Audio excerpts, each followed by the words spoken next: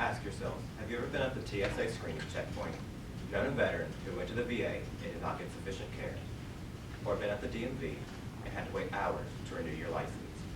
You may be wondering what all these places are examples of. They are bureaucracies. But before we go any further into this exposition, we must understand the definition of bureaucracy and what an ethical issue is. A bureaucracy is defined as a government by many bureaus, administrators, and petty officers.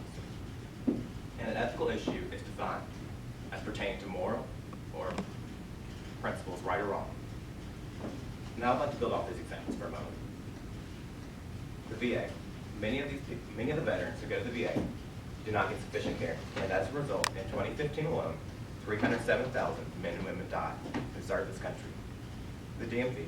Many people have to reschedule their license appointments. And at the TSA, how many of you feel empowered? I know I certainly don't, especially in the wake of the Belgian terror attacks.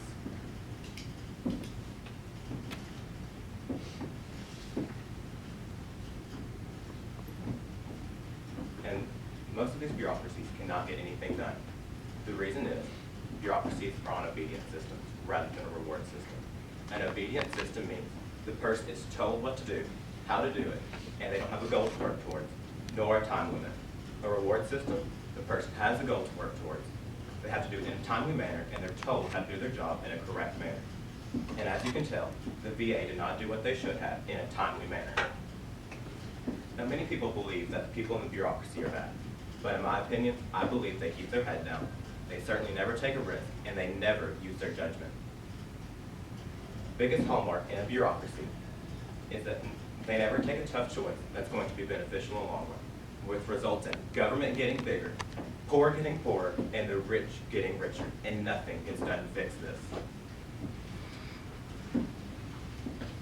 Bureaucracies tend to make the customer bend to its knees rather than adapting to help.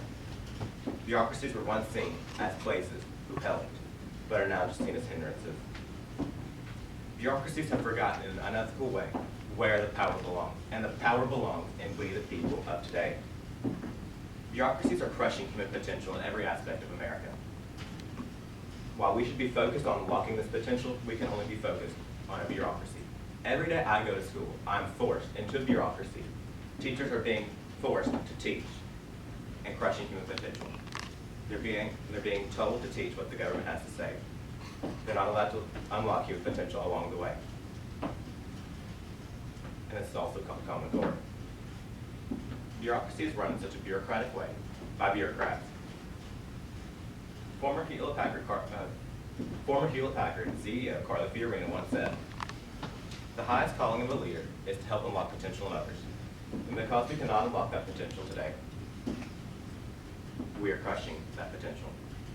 Now as we take a look at the Rotarian test of truth, which states, is it the truth? Is it fair to all concerned? Will it build goodwill and better friendships? And will it be beneficial to all concerned? Is it the truth? I believe so. Bureaucracies are an ethical issue facing our society today. Because of these bureaucracies, they let veterans die, and they're crushing our potential. Is it fair to all concerned? I believe so. I don't believe so. Waiting months and years for benefits, for people who put their lives on the line, and teachers not being able to teach useful life lessons along the way, I don't believe that's fair.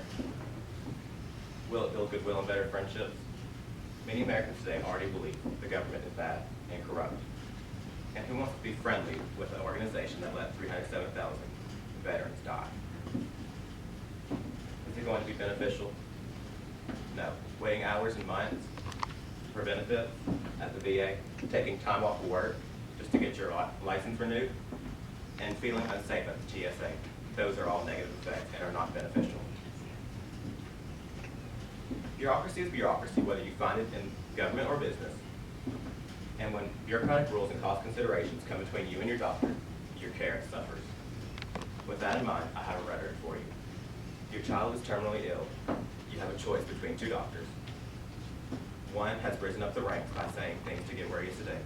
The other graduated from Harvard Medical School and has performed the toughest surgery, has taken these risks.